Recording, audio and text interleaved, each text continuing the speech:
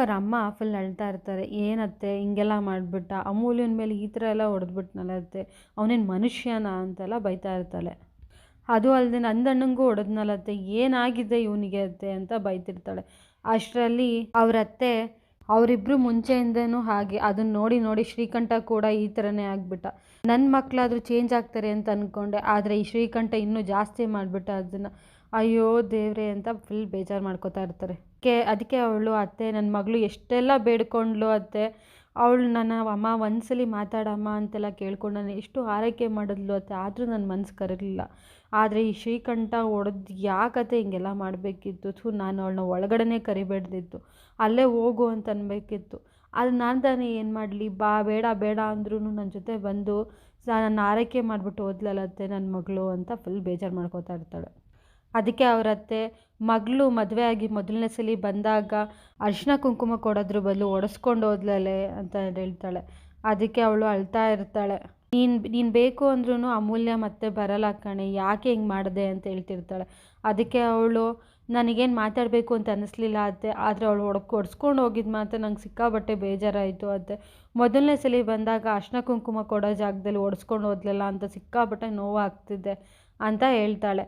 ಅದಕ್ಕೆ ಅವರತ್ತೆ, ಪರವಾಗಿಲ್ಲ ಬಿಡು, ಅಲ್ಲಿ ಗಿರಿಜಾ ಇದ್ದಾಳೆ, ನೀನು ಹೇಗೆ ಆರೈಕೆ ಮಾಡ್ತಿದ್ಯೋ ಆ ಗಿರಿಜಾ ಕೂಡ ಹಾಗೆ ಆರೈಕೆ ಮಾಡ್ತಾಳೆ ಅಮೂಲ್ಯನ, ನೀ ತಲೆ ಕೆಡಿಸ್ಕೋಬೇಡ ಸುಮ್ಮನೆ ಇರು ಅಂತ ಹೇಳ್ತಾಳೆ.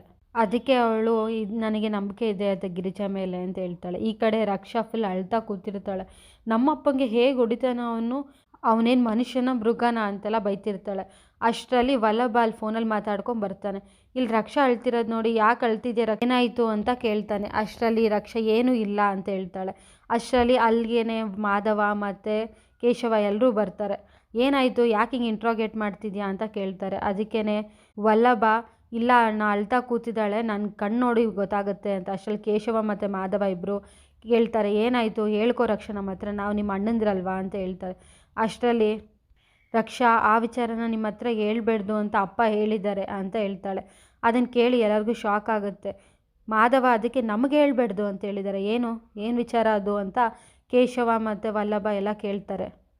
ಅದಕ್ಕೆ ರಕ್ಷಾ ಹೇಳ್ತಾಳೆ, ಅಮೂಲ್ಯ ಅವ್ರ ಅಮ್ಮನ ಜೊತೆ ಮಾತಾಡಬೇಕು ಅಂತ ಅವ್ರ ಅಪ್ಪನ ಮನೆಗೆ ಹೋಗಿದ್ಲು, ಅದನ್ನು ನೋಡಿ ಶ್ರೀಕಂಠ ಅಮೂಲ್ಯನ ಜುಟ್ಟಿ ಹಿಡ್ಕೊಂಡು ರೋಡಿಗೆ ಬಿಟ್ಟ, ಅದನ್ನು ತಡಿಯೋಕ್ಕೆ ಬಂದು ನಮ್ಮ ಅಪ್ಪನ್ನ ಹೊಡೆದ ಅಂತ ಹೇಳ್ತಾಳೆ.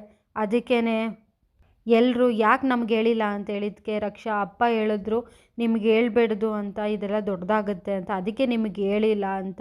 ನನಗಂತೂ ಶ್ರೀಕಂಠನ ಸಾಯಿಸ್ಬಿಡೋಣ ಅಂತ ಅನ್ನಿಸ್ತಿದ್ದೆ, ನಿಮಗೆ ಹೇಳಿದ್ರೆ ನೀವೇನೋ ಮಾಡ್ತಿರೋ ಅನ್ನೋ ಭಯಕ್ಕೆ ನಾವು ಯಾರೂ ಹೇಳಲಿಲ್ಲ ಅಷ್ಟೇ ಅಣ್ಣ ಅಂತ ಹೇಳ್ತಾಳೆ. ಅಷ್ಟರಲ್ಲಿ ಫುಲ್ ಎಲ್ರಿಗೂ ಕೋಪ ಜಾಸ್ತಿ ಆಗುತ್ತೆ. ಕೇಶವ ಮತ್ತು ವಲ್ಲಭ ಇಬ್ಬರೂ ಹೊಡಿಯೋಕ್ಕೆ ಅಂತ ಹೋಗ್ತಿರ್ತಾರೆ. ಮಾಧವ ಅಷ್ಟರಲ್ಲಿ, ಇರ್ರಿ ಆಯಿತು ಸ್ವಲ್ಪ ಹೊತ್ತು ಅಂತ ಹೇಳ್ತಾರೆ. ಅಷ್ಟರಲ್ಲಿ ಇವರು, ಯಾಕಣ್ಣ ಇಷ್ಟೊಂದು ತಾಳ್ಮೆ ಹೇಳ್ತಿದ್ಯಾ, ನಮ್ಮ ಮೇಲೆ ಹೊಡೆದ್ರೆ ಪರವಾಗಿಲ್ಲ, ನಮ್ಮ ಅಪ್ಪನ ಮೇಲೆ ಏಟ್ ಮಾಡಿದ್ದಾನೆ ಅಣ್ಣ, ಇನ್ನೂ ಅವ್ನು ಬಿಡೋದಿಲ್ಲ ಅಂತ ಅಂದ್ಬಿಟ್ಟು ಕೇಶವ ಮತ್ತು ವಲ್ಲಭ ಇಬ್ಬರು ಕಿಚ್ಚಾಡ್ತಿರ್ತಾರೆ. ನೀನು ಸುಮ್ಮನೆ ಇದ್ರು ನಾವಿಬ್ಬರು ಬಿಡೋದಿಲ್ಲ ಅಂತ ಹೇಳ್ತಾರೆ. ಅದಕ್ಕೆ ಮಾಧವ, ಇಷ್ಟು ದಿನ ನಾನು ಸುಮ್ಮನೆ ಇದ್ದು ನಮ್ಮ ಅಪ್ಪನಿಗೋಸ್ಕರ, ನಮ್ಮ ಅಪ್ಪನ ಮೇಲೆ ಈ ಥರ ಮಾಡಿದ್ದಾನೆ ಅಂದರೆ ನರಸಿಂಹನ ಅವತಾರ ಈಗ ನೋಡ್ತಾನೆ, ಅವ್ನು 100ರಷ್ಟು ಬೆಲೆ ಕಟ್ಟಲೇಬೇಕು, ನಾನು ಬರ್ತೀನಿ ನಡೀರಿ ಅಂತ ಅಂದ್ಬಿಟ್ಟು 3 ಜನ ಹೋಗ್ತಾರೆ.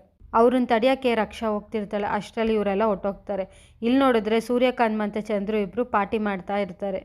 ಸೂರ್ಯಕಾಂತು ಚಂದ್ರು ಹತ್ರ, ಶ್ರೀಕಂಠ ನಂದಂಗೆ ಹೊಡಿಬೇಕಾದ್ರೆ ನಾವು ಇರಬೇಕಿತ್ತು, ನಾವಂತ ಒಳ್ಳೆ ಚಾನ್ಸ್ ಮಿಸ್ ಮಾಡ್ಕೊಂಡ್ವಿ ಅಂತ ಹೇಳ್ತಿರ್ತಾರೆ. ಈ ಕಡೆ ನೋಡಿದ್ರೆ ಸೂರ್ಯಕಾಂತ್ ಹೆಂಡ್ತಿ ಮತ್ತು ಪುನಃ ಅಮ್ಮ ಹೆಂಗೆ ಕುಡಿತಾ ಕೂತಿದ್ದಾರೆ ನೋಡು, ಸ್ವಲ್ಪನೂ ಏನೂ ಆಗಿಲ್ಲ ಅನ್ನಂಗೆ.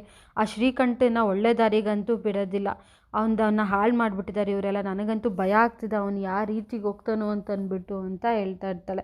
ಅದಕ್ಕೇ ಅವಳ ಸೊಸೆ, ಹೌದು ಅತ್ತೆ, ಮನುಷ್ಯ ಥರ ಬೆಳೆಸ್ತಿಲ್ಲ ಇವರು ಅಂತ ಬೈತಿರ್ತಾರೆ. ಅಷ್ಟರಲ್ಲಿ ನೋಡಿದ್ರೆ ಚಂದ್ರಕಾಂತ್ ಹೆಂಡ್ತಿ ಬಿಸಿ ಬಿಸಿ ಬೋಂಡ ತೊಗೊಂಬಂದು, ನನ್ನ ಮಗ ಶತ್ರು ಮಗವನ್ನು ಹೊಡೆದೇ ಇರಲ್ಲ, ಅದಕ್ಕೆ ಫುಲ್ ಖುಷಿಯಾಗಿದೆ, ಅದಕ್ಕೇ ಈ ಪಾರ್ಟಿ ಅಂತ ಹೇಳ್ತಿರ್ತಾಳೆ.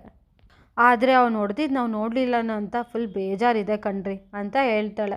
ಅದಕ್ಕೇ ಚಂದ್ರಕಾಂತು, ಇನ್ನೊಂದ್ಸಲಿ ಹೇಳು ನಿನ್ನ ಮಗಂಗೆ ಹೊಡಿಯೋಕ್ಕೆ ಅಂತ, ನಾವುಗಳೆಲ್ಲ ನೋಡ್ಕೊಂಬಿಡೋಣ ಅಂತ ಹೇಳ್ತಿರ್ತಾನೆ.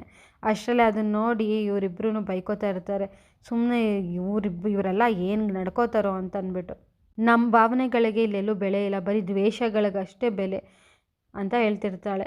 ಆಮೇಲೆ ಚಂದ್ರಕಾಂತು ಮತ್ತು ಪುನಃ ಶ್ರೀಕಂಠ ಇಬ್ಬರು ಕುಡ್ಕೊಂಡು, ನನ್ನ ಮಗಳು ಬಿಟ್ಟೋದ್ಮೇಲೆ ಫುಲ್ ಬೇಜಾರು ಕುಡಿತಿದ್ದೆ, ಆದರೆ ಇವತ್ತು ಫುಲ್ ಸಂತೋಷವಾಗಿ ಕುಡಿತಾ ಇದ್ದೀನಿ ಅಂತ ಹೇಳ್ತಿರ್ತಾಳೆ. ಅದಕ್ಕೆ ಸೂರ್ಯಕಾಂತ್ ಅವ್ರ ಅಮ್ಮ ಹೇಳ್ತಾರೆ, ಕಲಾ ಬೇಜಾರು ಮಾಡ್ಕೊಬೇಡ, ಅಟ್ಲೀಸ್ಟ್ ಒಂದು ಖುಷಿ ಪಡು, ನಿನ್ನ ಮಗಳು ಬಂದಾಗ ಇವರಿಬ್ರು ಇರಲಿಲ್ಲ ಅಂತ ಇದ್ದಿದ್ರೆ ಸಿಗಿದು ತೋರಣ ಕಟ್ಬಿಡೋರು ಇವರಿಬ್ರೂ ಅಂತ. ಈ ಕಡೆ ಶ್ರೀಕಂಠ ಕುತ್ಕೊಂಡು ಪಾರ್ಟಿ ಮಾಡ್ತಾ ಇರ್ತಾನೆ ಫ್ರೆಂಡ್ಸ್ ಜೊತೆ ಎಲ್ಲ.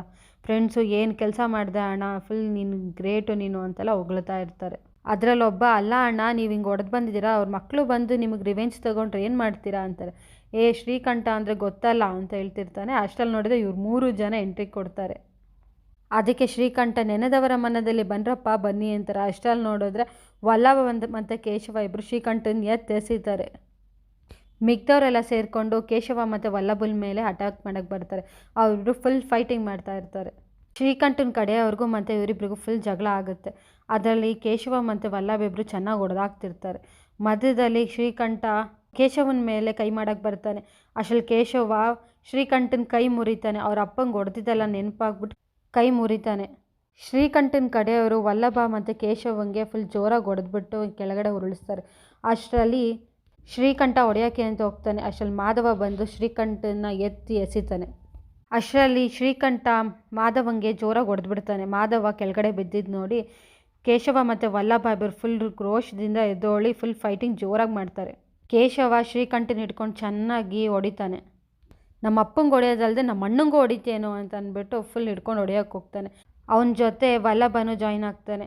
ಆಮೇಲೆ ಕೇಶವ ನಮ್ಮ ಮನೆಯವ್ರ ತಂಟೆಗೆ ಬಂದರೆ ಸರಿ ಬರಲ್ಲ ಅಂತೆಲ್ಲ ಬೈದ್ಬಿಟ್ಟು ಬರ್ತಾನೆ. ಆಮೇಲೆ ನೋಡಿದ್ರೆ ಮಾಧವನ ಕೆಳಗಡೆ ಬಿದ್ದಿರೋದು ನೋಡಿ ಹಾಸ್ಪಿಟ್ಲಿಗೆ ಕರ್ಕೊಂಡು ಹೋಗೋಣ ಬಾ ಅಣ್ಣ ಅಂದ್ಬಿಟ್ಟು ಹೋಗ್ತಾರೆ. ಶ್ರೀಕಂಠನ ಕಡೆಯವರು ಶ್ರೀಕಂಠನ ಮನೆಗೆ ಕರ್ಕೊಂಬರ್ತಾರೆ. ಅದನ್ನು ನೋಡಿ ಎಲ್ಲರೂ ಮನೆಯವರೆಲ್ಲ ಏನಾಯಿತು ಅಂತೆಲ್ಲ ಫುಲ್ ಗಾಬರಿ ಮಾಡ್ಕೋತಾ ಇರ್ತಾರೆ. ಏನು ಮಾಡ್ಕೊಂಬಂದೆ ಹೇಳು ಅಂತ ಕೇಳಿದ್ದಕ್ಕೆ ನಂದನ ಮಕ್ಕಳು ಹೊಡೆದ್ರು ಅಂತ ಹೇಳ್ತಾರೆ. ಅದನ್ನು ಕೇಳಿ ಮನೆಯವ್ರಿಗೆಲ್ಲ ಶಾಕ್ ಆಗುತ್ತೆ. ಅದಕ್ಕೆ ಸೂರ್ಯಕಾಂತ್, ಏನು ಹೇಳ್ತೀಯ ಶ್ರೀಕಂಠು ಅಂತ ಕೇಳಿದ್ದಕ್ಕೆ ಶ್ರೀಕಂಠ ಹೇಳ್ತಾನೆ, ನಾವೆಲ್ಲ ಪಾರ್ಟಿ ಮಾಡ್ತಿರ್ಬೇಕಾದ್ರೆ ಅವ್ರು ಬಂದು ನಮ್ಮನ್ನು ಚೆನ್ನಾಗಿ ಹೊಡೆದಾಕ್ಬಿಟ್ರು ಅಂತ ಹೇಳ್ತಾನೆ.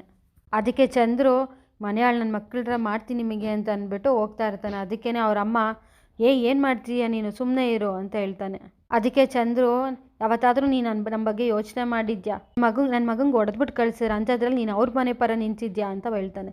ಅದಕ್ಕೆ ಅವ್ರ ಅಮ್ಮ, ನಿನ್ನ ಮಗನೇ ತಾನೇ ಫಸ್ಟ್ ಸ್ಟಾರ್ಟ್ ಮಾಡಿ, ಅವನೇ ಅಲ್ವಾ ಫಸ್ಟ್ ಹೊಡೆದು ಬಂದಿದ್ದು ಅಂದಂಗೆ, ಅದಕ್ಕೆ ಅವ್ರ ಮಕ್ಕಳು ಬಂದು ಹೊಡೆದಿದ್ದಾರೆ, ಅದಲ್ಲೇನು ತಪ್ಪು ಅಂತ ಹೇಳಿದ್ಕೆ ಶ್ರೀಕಂಠನಮ್ಮ, ನೋಡು ನೀನು ಸತ್ರು ಇವರೆಲ್ಲ ಯಾರು ತಲೆ ಕೆಡಿಸ್ಕೊಳ್ಳಲ್ಲ ಬಿಡು ಅಂತ ಹೇಳ್ತಿರ್ತಲ್ಲ. ಅದನ್ನು ಕೇಳಿ ಅಮೂಲ್ಯನಮ್ಮ, ಹಂಗಲ್ಲ ಹೇಳಿದ್ದು, ಸುಮ್ಮನೆ ಏನಾದರೂ ಮಾಡಿದ್ರೆ ಶ್ರೀಕಂಠನ ಮೇಲೆ ಅಪವಾದ ಬರುತ್ತೆ ಅಂತ ಹೇಳಿದ್ದು ಅಷ್ಟೇ ಅಂತ ಹೇಳ್ತಾಳೆ. ಅದಕ್ಕೆ ಶ್ರೀಕಂಠು ಹೊಡೆಯೋಕ್ಕೆ ಅಂತ ಹೋಗ್ತಾ ಇರ್ತಾನೆ. ಅಷ್ಟರಲ್ಲಿ ಅವನ ಹೆಂಡತಿ ತಡೆದ್ಬಿಟ್ಟು, ನೀವ್ಯಾಕೆ ಹೋಗ್ತೀರಾ, ಯಾವಾಗ್ಲೂ ನೀವ್ಯಾಕೆ ಹೋಗಬೇಕು, ಅಲ್ಲ ಅವ್ರ ಮಗಳಿಂದ ಆಗಿರೋದು, ನಮ್ಮ ಭಾವ ನೋಡಿ ಸುಮ್ಮನೆ ನಿಂತಿದ್ದಾರೆ, ಬಿಡಿ ಹೋಗಲಿ ಅಂತ ಹೇಳ್ತಾಳೆ. ಅಷ್ಟರಲ್ಲಿ ಸೂರ್ಯಕಾಂತ್, ಬಿಟ್ಟು ಹಿಡಿಬೇಕು, ಒಂದೇ ಸಲ ಇದು ಮಾಡಬೇಡ, ಒಂದೊಳ್ಳೆ ಟೈಮ್ ನೋಡಿಕೊಂಡು ನೀಟಾಗಿ ಪ್ಲ್ಯಾನ್ ಮಾಡೋಣ, ಸುಮ್ಮನೆ ಇರು ಅಂತ ಹೇಳ್ತಾನೆ. ನನಗೂ ಕೋಪ ಬರ್ತದೆ, ಸಮಯ ಬಂದಾಗ ಏನು ಮಾಡಬೇಕು ಅಂತ ನಾನು ಹಿಂಗೆ ಹೇಳ್ತೀನಿ, ಸುಮ್ಮನೆ ಇರು ಅಂತ ಹೇಳ್ತಾನೆ. ಈ ಕಡೆ ಗಿರಿಜನ ಮನೆಯಲ್ಲಿ ಎಲ್ಲರೂ ಸೇರಿಕೊಂಡು, ಏನು ಗಿರಿಜಕ್ಕ ಮದುವೆ ಮನೆ ಜೋರ, ಮದುಮಗನೇ ಕಾಣ್ತಿಲ್ಲ ಅಂತ ಹೇಳ್ತಿರ್ತಾರೆ. ಅಷ್ಟರಲ್ಲಿ ಗಿರಿಜಾ ಇಲ್ಲೋ ಹೊರಗಡೆ ಹೋಗಿದ್ದಾನೆ ಅನ್ನೋಷ್ಟರಲ್ಲಿ ಮಾಧವನ್ ಕರ್ಕೊಂಬರ್ತಾರೆ. ಮಾಧವನ ಕಾಲಿಗೆ ದೊಡ್ಡದಾಗಿ ಏಟಾಗಿರುತ್ತೆ. ಏನಾಯಿತು ಅಂತ ಕೇಳಿದ್ದಕ್ಕೆ ಕೇಶವ, ಇಲ್ಲ ಅಣ್ಣ ಅವ್ರ ಬಾಸ್ಗೆ ಇನ್ವಿಟೇಷನ್ ಕಾರ್ಡ್ ಕೊಟ್ಟು ಬರ್ತಾ ಇದ್ದ, ಒಂದು ಚಿಕ್ಕ ಆಕ್ಸಿಡೆಂಟ್ ಆಯಿತು ಅಷ್ಟೇ, ಅದಕ್ಕೆ ಹಾಸ್ಪಿಟ್ಲಿಗೆ ಕರ್ಕೊಂಡೋಗಿ ಬಂದಿದ್ದೀವಿ ಅಂತ ಹೇಳ್ತಾರೆ. ಅದಕ್ಕೆ ವಲ್ಲಭ ಕಾರನ್ನು ಬಂದು ನಮ್ಮ ಮಾಧವಣ್ಣನ ಗಾಡಿಗೆ ಗುದ್ದಿದ್ದಾನೆ ಅಂತ ಹೇಳ್ತಾರೆ. ಅದಕ್ಕೆ ಕೇಶವ ಮತ್ತು ನಂದ ಇಬ್ಬರೂ ನಾಳೆಯಿಂದನೇ ಮದುವೆ ಶಾಸ್ತ್ರಗಳನ್ನ ಇಟ್ಕೊಂಡು ಹಿಂಗೆಲ್ಲ ಆಗಿದೆಯಲ್ಲಪ್ಪ ಅಂತ ಅಂದ್ಕೊಂಡು ಬೇಜಾರು ಮಾಡ್ಕೋತಾ ಇರ್ತಾರೆ. ಅದಕ್ಕೆ ನಂದ ಎಷ್ಟು ದಿನ ರೆಸ್ಟ್ ಹೇಳಿದ್ದಾರೆ ಅಂದಿದ್ದಕ್ಕೆ ವಲ್ಲಭ ಮಿನಿಮಮ್ ಅಂದರೂ 3 ವಾರ ರೆಸ್ಟ್ ಹೇಳಿದ್ದಾರೆ ಅಂತ ಹೇಳ್ತಾನೆ. ಅದಕ್ಕೆ ಎಲ್ಲರೂ ಶಾಕ್ ಆಗ್ತಾರೆ. ಮುಂದಿನ ಸಂಚಿಕೆಯಲ್ಲಿ ಮಾಧವನ ಮನೆಯಲ್ಲಿ ಮದುವೆ ಶಾಸ್ತ್ರ ಸ್ಟಾರ್ಟ್ ಆಗುತ್ತೆ. ಮಾಧವನ್ನ ಪುರೋಹಿತರು ನಿನ್ನ ಕೈ ಚಾಚಪ್ಪ ಅನ್ನೋಷ್ಟರಲ್ಲಿ ಪೊಲೀಸವ್ರು ಬಂದು ಮಾಧವನ್ನ ಅರೆಸ್ಟ್ ಮಾಡಿಬಿಟ್ಟು, ವಲ್ಲಭ ಕೇಶವ ಅಂದರೆ ನೀವೇನಪ್ಪ ಅಂದ್ಬಿಟ್ಟು ಎಲ್ಲರನ್ನೂ ಅರೆಸ್ಟ್ ಮಾಡ್ಕೊಂಡು ಕರ್ಕೊಂಡು ಹೋಗ್ತಾರೆ. ಮನೆಯವರೆಲ್ಲ ಫುಲ್ ಗಾಬರಿ ಆಗಿರ್ತಾರೆ.